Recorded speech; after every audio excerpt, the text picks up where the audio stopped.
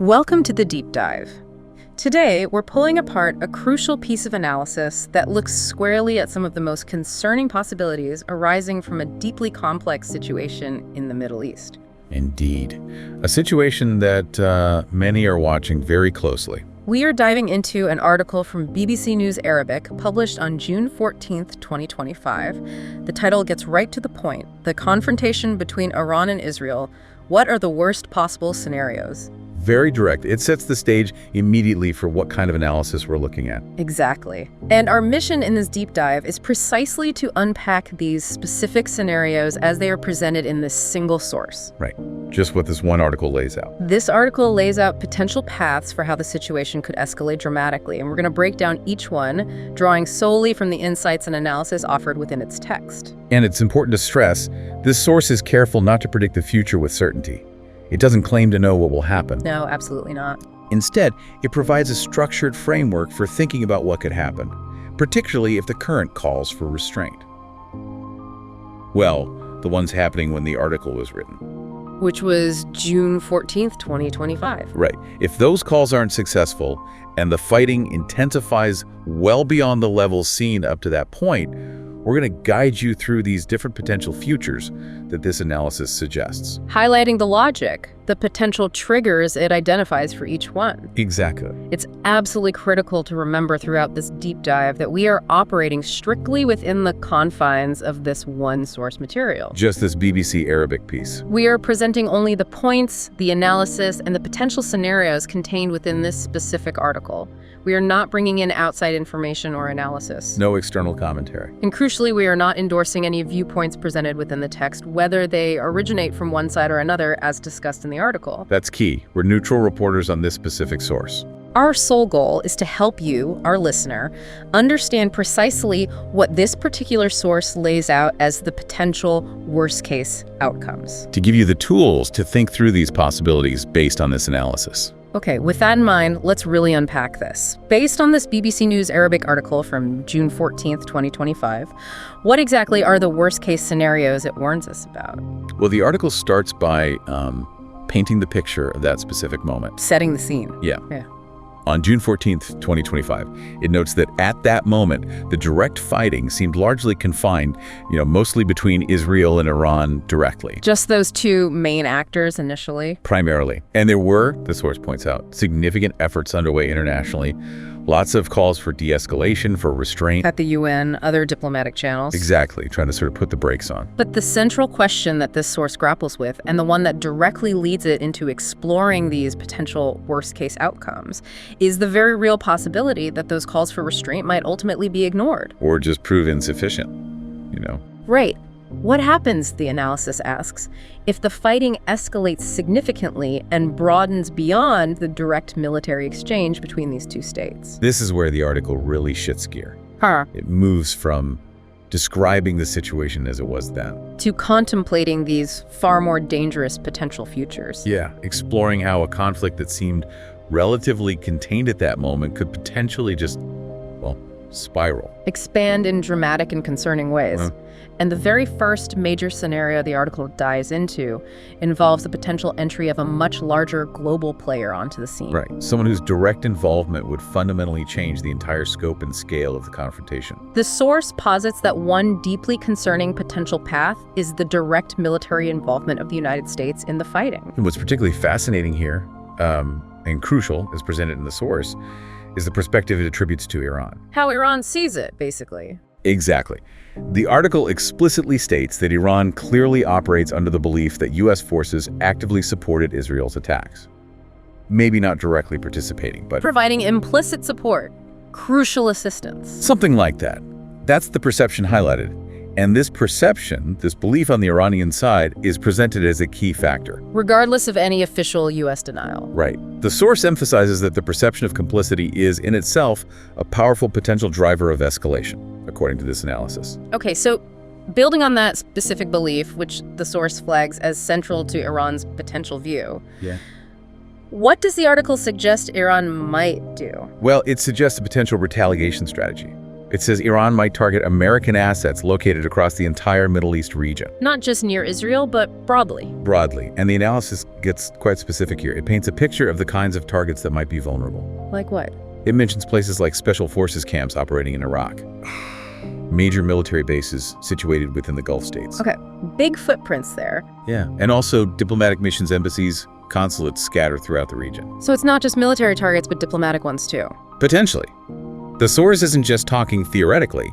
It's pointing to concrete examples of U.S. presence that could, in this scenario, become targets. Now, the source does acknowledge something about Iran's proxies, right? It does. It acknowledges that some of the more well-known ones, like Hamas and Hezbollah, may have been significantly weakened by, prior conflicts or sustained pressure. So maybe less capable of acting. Potentially. However, it balances this by specifically pointing out that pro-Iran militias operating within Iraq, for instance, remain armed and maintain a significant presence. Ah, okay. So even if Hamas or Hezbollah are weaker, these Iraqi militias could still be a factor. Yeah. The implication in the source's analysis is that these groups could serve as a viable vector, a means through which attacks against American targets could be carried out. potentially directed or supported by Iran, even if Iran avoids direct state-on-state attacks on the U.S. itself. That seems to be the suggestion, yeah. Using proxies as a layer. And the article notes that the United States, for its part, apparently saw this coming, or at least considered it a risk. It seems so.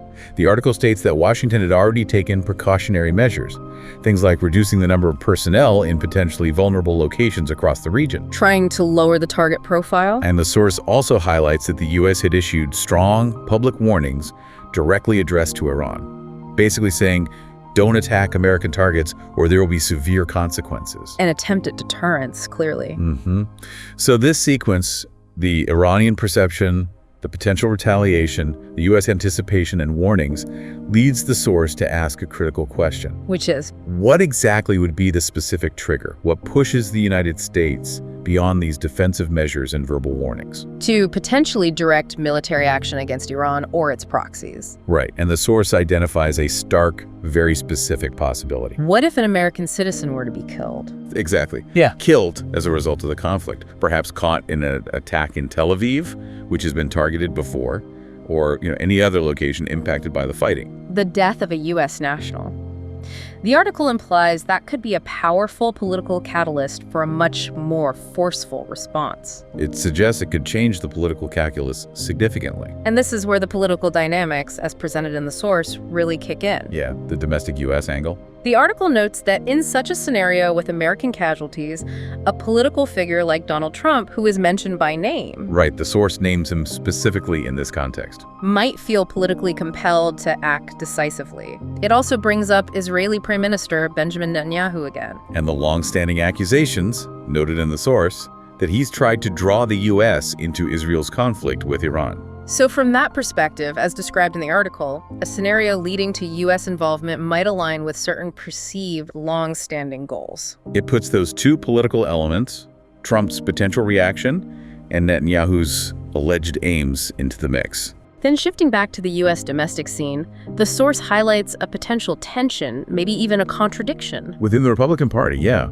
It points out that Donald Trump had made promises to his base, his Make America Great Again supporters. That he wouldn't involve the U.S. in new wars in the Middle East, which would argue against intervention. Correct. But the source immediately counters this. It notes that a significant portion of the Republican base strongly supports the Israeli government. And not just support Israel generally, but also Supports the view, prevalent in some Israeli circles, that the time has come for a more decisive approach towards Iran, maybe even seeking regime change in Tehran. So you have this promise of no more wars, clashing with pressure from parts of his own base for a tougher stance, possibly even intervention. Exactly. The source describes it as a complex political pressure cooker. The article also brings up something very concrete: specific U.S. military capabilities. Yes, capabilities relevant to Iran's nuclear program, which is often at the heart of these tensions. It explicitly states the U.S. has unique capabilities that Israel might lack. Specifically, the heavy bombers and the specialized, deeply penetrating bunker-busting bombs, the kind needed to reach Iran's deepest, most protected nuclear facilities. And it even names one. It mentions the Fordo enrichment site, That's the Yeah. famous one built deep inside a mountain. The article implies that hitting that might require these specific U.S. assets. So the U.S. involvement isn't just about political will, but also unique military tools for certain high-priority targets. That's part of the calculation presented in the source, yes. And how does the source wrap up this first scenario, the potential consequences? It concludes this first scenario quite starkly. It states that if the United States were to become a direct, active participant in the fighting. This would represent a truly colossal escalation. Colossal, yes. Such involvement, the article suggests, would have potentially devastating and likely long-lasting consequences. It would dramatically expand the conflict geographically. And significantly increase its severity and unpredictability. A major turning point, essentially. That's a deeply concerning potential future right there, direct U.S. military involvement. But what if Iran's response, or the subsequent escalation, doesn't immediately pull the U.S. in directly? Well, the article suggests other regional players could get drawn into the vortex, creating a different but still very dangerous path to a wider conflict. Okay, so scenario 2. Scenario 2 involves the Gulf states. The source explores the possibility that if Iran finds it difficult to effectively damage, say, military sites or other heavily protected targets inside Israel. Maybe because of strong defenses or just the difficulty of hitting hardened targets. Right. If that proves too hard, Iran might look for alternative targets elsewhere in the region as a way to retaliate or exert pressure, maybe find softer targets. And where does the article suggest Iran might look in that case? Specifically, it talks about targeting more fragile sites located within the Gulf region. Fragile meaning less defended or more economically sensitive. Potentially both. The idea is targeting countries that Iran believes have, over the years, helped its enemies, Israel or the US. These locations might be seen as easier or perhaps more economically impactful targets than trying to get through Israeli defenses. And what kind of targets are we talking about in the Gulf? The source is quite specific again. Primarily energy infrastructure, oil fields, processing plants, shipping terminals. Things vital to the global economy. Absolutely. And also other critical civilian infrastructure. To illustrate this, the article reminds readers of previous incidents. Like the Saudi oil field attacks. Exactly. It notes Iran was widely accused of those sophisticated attacks in 2019. And it also recalls that Iran's Houthi allies in Yemen hit significant sites in the UAE in 2022. So there's a track record, or at least accusations, of this kind of targeting. The source uses these historical examples as precedents for what could happen in an escalated scenario involving the Gulf. Now, it's worth pausing here because the source does mention something about recent diplomacy, doesn't it? It does, yeah.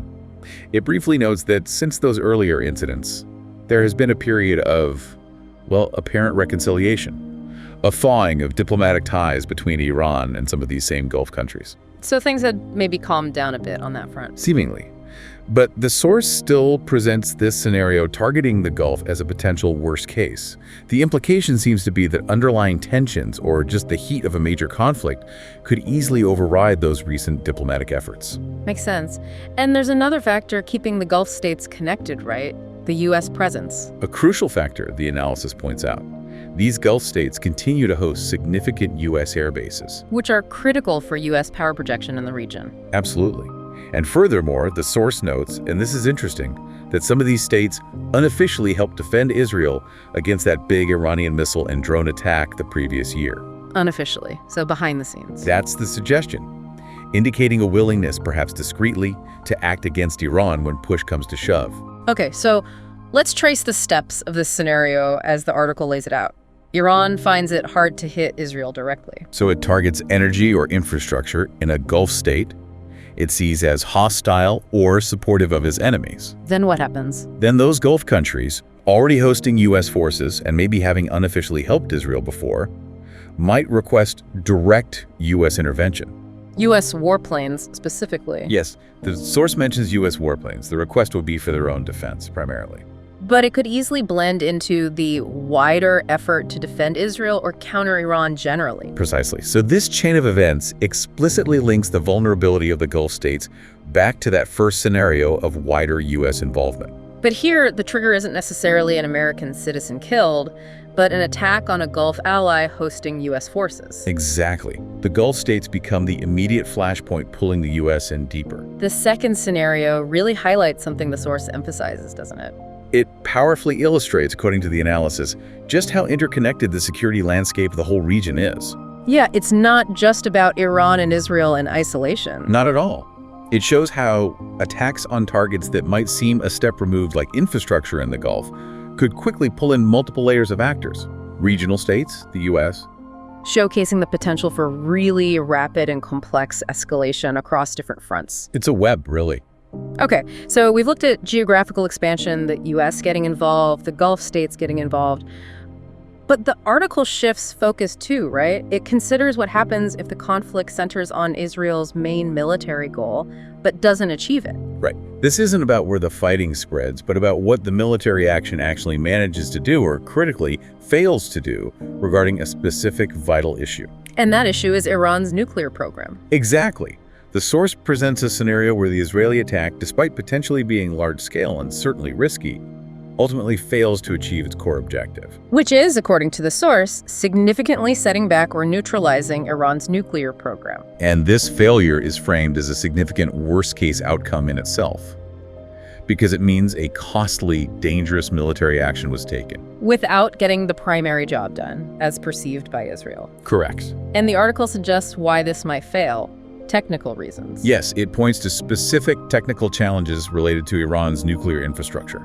It suggests maybe key facilities are just too deep underground. Buried in mountains, heavily protected. Right. Layers of reinforced concrete, rock, perhaps too protected to be effectively destroyed by the munitions Israel possesses or could realistically deploy on its own. So it might just not be technically possible for Israel alone to fully succeed. That's one possibility the source raises, and it gets really specific about the threshold for failure. What constitutes a critical lack of success? It mentions a specific amount of nuclear material. Yes, a very specific acute risk. It highlights the danger if Israel fails to destroy about 400 kilograms of uranium enriched to 60%. 400 kilos of 60%. Why is that specific amount and level so important according to the source? Okay, this is where the article gets into the technical details, and it's crucial for understanding the source's concern. It explains why this is so worrying. Go on. It states that 60% enriched uranium is only a very small technical step away from reaching weapons-grade level, which is typically around 90% enrichment.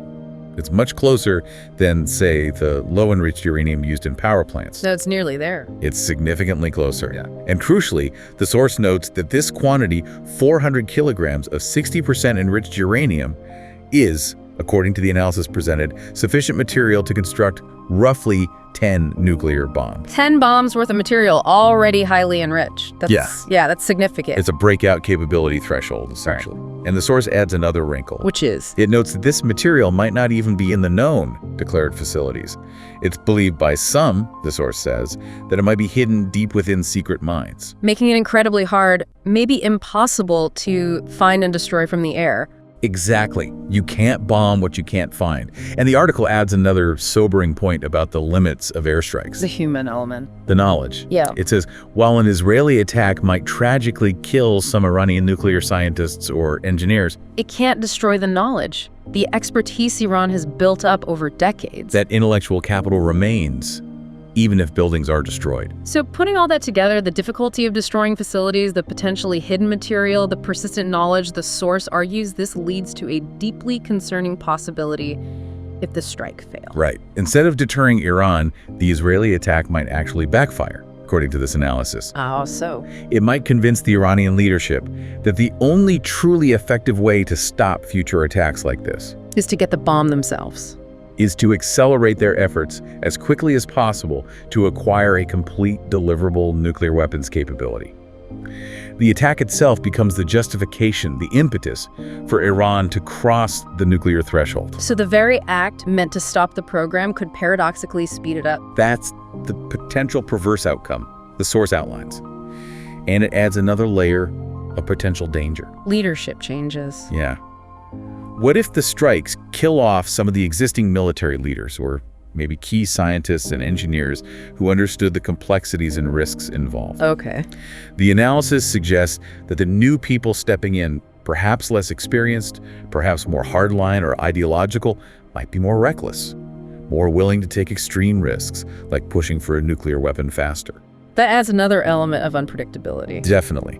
And even if you don't get that most extreme outcome, Iran making a mad dash for the bomb immediately. Even short of that. The article suggests a failed or incomplete strike would still leave Israel in a really difficult position. It would almost certainly feel forced to conduct more attacks in the future. Trying to finish the job?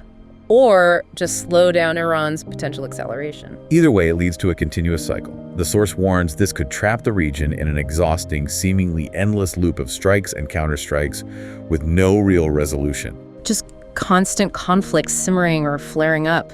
And the source uses that harsh Israeli military phrase to describe this kind of situation. Mowing the grass. Mowing the grass, yeah. It signifies repeatedly hitting enemy capabilities or personnel just to manage the threat level, keep it down. But without ever really eradicating the core problem. Implying the problem remains and requires constant violent management rather than a decisive end. That's a grim outlook. So, failure to achieve the nuclear objective could lead to either acceleration or just perpetual conflict. According to this analysis, yes. Both are presented as very negative outcomes. Okay, moving beyond the direct military and nuclear aspects, the article also explores wider consequences, things that could ripple out globally from an escalated conflict. Right, not necessarily purely military scenarios, but ones with potentially huge, far-reaching impacts, especially economically. And the main one highlighted is a significant global economic shock. Yes, the article notes that even when it was written, mid-June 2025, oil prices were already showing sensitivity. They were rising sharply. Markets were already nervous. Exactly, indicating a pre-existing anxiety about the situation's potential impact on energy supplies. And the source identifies two main ways a conflict could trigger this shock, focused on energy markets. Two primary interconnected mechanisms, yes. First, Iran potentially attempting to close or at least significantly disrupt shipping through the Strait of Hormuz. That narrow choke point at the mouth of the Persian Gulf. The very one. A massive percentage of the world's seaborne oil passes through there every day. So closing it, or even just credibly threatening shipping, would severely restrict global oil movement. The source implicitly raises the question, given its absolute strategic importance for global energy, what would be the immediate and long-term economic consequences if Iran actually used this tactic? It could cripple energy flows. A huge economic weapon, potentially. What's the second mechanism? The second one involves actors outside the strait, but still closely linked to Iran, the Houthis in Yemen. Who the article describes as Iran's, last remaining significant proxy allies. That's how the source frames them. Yeah, maybe after setbacks for other groups. And it characterizes the Houthis specifically as having a history of unpredictable behavior. And a demonstrated willingness to take high risks. Making them a particularly volatile factor in any economic disruption scenario. And what could the Houthis do? The source suggests they could intensify their attacks on international shipping in the Red Sea. They've already shown they can do this. Causing major disruption, forcing ships to reroute around Africa. Exactly. So the analysis posits that if this intensified Red Sea disruption from the Houthis were to combine with potential issues or even a closure in the Strait of Hormuz at the other end of the Arabian Peninsula. You would have major choke points squeezed at both ends. Precisely. The combined effect could create a massive, perhaps crippling bottleneck for global energy transport. And potentially other goods, too, impacting supply chains and prices worldwide. The consequences of that kind of disruption, the article says they'd be widespread. Very widespread, affecting countries far beyond the Middle East. The source notes many nations were already grappling with cost of living crises back in June 2025. People already struggling with high prices for basics like food and energy. Right, so a sharp, conflict-driven spike in oil prices would hit incredibly hard. It would directly and severely worsen inflation globally. And the source points out this would be happening in a global economy already under strain. Yeah, it mentions things like the lingering effects of the tariff wars initiated by Donald Trump, which had already added friction and cost to international trade. So a vulnerable global economy getting hit by a major energy shock. That's the picture the article paints. Highly susceptible to this kind of disruption originating from a regional conflict. And here's where the article makes a really striking connection. It identifies who benefits most from this potential chaos. A very pointed observation, yes. It specifically identifies the single biggest beneficiary of a sharp, sustained rise in global oil prices caused by this conflict. Russian President Vladimir Putin. Precisely. The source suggests billions of dollars in increased oil revenue would flow directly into the Kremlin's coffers. providing a massive financial boost. That would directly help fund Russia's ongoing war against Ukraine. Wow. So it explicitly links the Middle East conflict and its economic fallout directly to the war in Europe. Absolutely. It demonstrates how a regional crisis in one area can directly impact the finances and therefore the capabilities involved in a major conflict thousands of miles away. Shows the interconnectedness of global power dynamics and finance. It's a clear illustration, as argued in the source, of how these things aren't isolated. Conflicts have ripple effects. Cascading, far-reaching, deeply interconnected effects. Not just economic, but political, military. Okay, finally, the article considers what might be the most drastic, maybe the most uncertain potential outcome, particularly thinking about Israel's long-term goals. And the broader stability or instability of the region, yeah.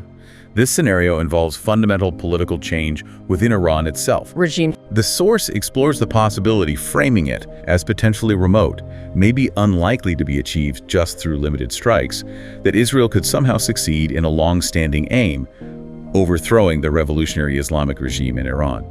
Now, the article is careful here about Netanyahu's stated goals, right? Right. Based on the source itself. It is. It clarifies his stated goals as presented in this specific BBC article. It notes his primary public aim for the recent actions was framed as destroying Iran's nuclear capabilities. But But it also points out that his broader objective, stated explicitly by Netanyahu on the Friday mentioned in the article, included a call for regime change in Tehran. So he did explicitly mention it around that time, according to the source. Yes, and the source even includes a direct quote attributed to Netanyahu from that Friday. What did it say? It says he addressed the proud Iranian people directly, telling them that his attack was intended to pave the way for you to gain your freedom from what he described as the evil, oppressive regime. That's pretty direct, framing the military action explicitly as paving the way for internal political change. The quote cited certainly underscores that political dimension being attached to the military action, yes. And the article acknowledges that, for some, this outcome overthrowing the Iranian government might be seen as positive. It does. It specifically notes this outcome would likely be welcomed by some Israelis who view the current Iranian regime as an existential threat that needs to go. But the source doesn't just leave it there, does it? It pivots pretty quickly. Immediately. It pivots from that potentially positive view to raise crucial, deeply sobering questions about the consequences of such an outcome. It doesn't present regime change as a guaranteed positive step. Not at all. It absolutely does not present it as a simple solution. Instead, it asks really probing questions. Like, what kind of power vacuum would the sudden collapse of a strong centralized government like Iran's actually create? What fills that void? Right, and what unexpected, potentially negative consequences could arise from that kind of massive political upheaval? What would internal conflict, the inevitable struggle for power within Iran, look like if the current regime suddenly fell? These are huge, potentially destabilizing questions. Exactly, and the source provides a specific historical comparison to underscore the potential dangers. Iraq and Libya. Iraq and Libya, yes. It reminds readers what happened in those countries after their strong, authoritarian central rulers were overthrown. Which was? Significant periods of instability, widespread internal conflict, the rise of new and often severe problems, extremism, civil war, state collapse in Libya's case, all happening in the power vacuum left by removing the central authority. So the source uses these as cautionary tales. Clearly.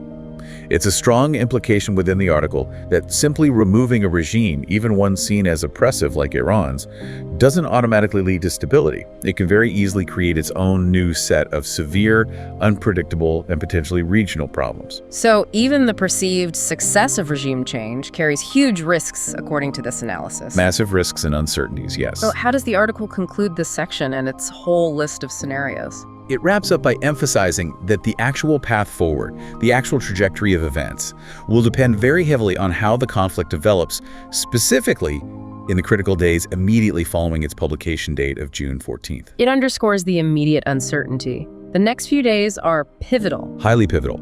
It highlights the short-term decisions and reactions as being key. And it points to two specific factors that the analysis suggests will be absolutely paramount in determining how things evolve, which scenarios might unfold. Two key questions, really. First, how and with what level of severity will Iran choose to respond to the Israeli actions? Will it be limited, symbolic, or major retaliation? That's crucial. And the second? The second is, What degree of restraint, if any, can the United States successfully exert on Israel's future military actions or potential escalations? Can Washington put the brakes on Tel Aviv? So Iran's reaction on one side, U.S. influence on Israel on the other. The article's final analytical point seems to be that a tremendous amount, maybe the entire future path of this conflict, hinges on the answers to those two specific questions in the immediate period ahead. Their resolution, or lack thereof, will likely dictate whether things calm down or spiral down one of these potentially disastrous paths outlined in the source. That's the takeaway on the immediate outlook from this analysis. So there we have it. We've taken a really deep dive into this specific BBC News Arabic analysis from June 14th, 2025. We've meticulously explored the potential worst-case scenarios it lays out for the confrontation between Iran and Israel. We have. We've covered the possibility of direct U.S. involvement, maybe triggered by specific events like American casualties. The scenario of drawing in Gulf states through attacks on their critical infrastructure, potentially pulling the U.S. in that way too. The really concerning outcome of Israel, perhaps failing to halt Iran's nuclear progress, and maybe even unintentionally accelerating it. The potential for a significant global economic shock, focused on disruptions to vital energy supplies, with knock-on effects for places like Ukraine. And finally, the deeply unpredictable and potentially highly dangerous consequences of a regime collapse in Iran, possibly leading to a power vacuum and regional instability. And again, just to reiterate, we've strictly focused on unpacking the analysis presented within this single source, exploring these difficult potential paths the conflict could take, according to its author's assessment at that specific moment in time. Absolutely. We haven't added our own opinions or outside info, and the situation, as described and analyzed just in this one source, is undeniably incredibly complex. So many potential triggers, Yeah. deep historical roots. And these deeply interconnected outcomes described across military, political, economic, even humanitarian dimensions. Everything seems linked. Thinking back to those two crucial questions, the article ended on Iran's response and potential U.S. restraint on Israel. It makes you wonder, what does the absence of restraint in either of those areas really mean? That's the critical point, isn't it? If Iran feels compelled to respond with very high severity, maybe hitting U.S. assets or Gulf infrastructure. Or if the U.S. is unwilling, or perhaps unable, to exert meaningful restraint on further Israeli military action. How does the interplay of those two factors, a strong Iranian reaction and little U.S. restraint shape, which, if any, of these dire scenarios might start to unfold? That interaction seems key. That's definitely something for you, our listeners, to continue thinking about and watching closely as events develop. How do those two variables play out? Indeed. A lot hinges on that balance or lack thereof. Thank you for joining us for this deep dive into the potential paths ahead, as seen through the lens of this particular analysis. We'll be back with more soon.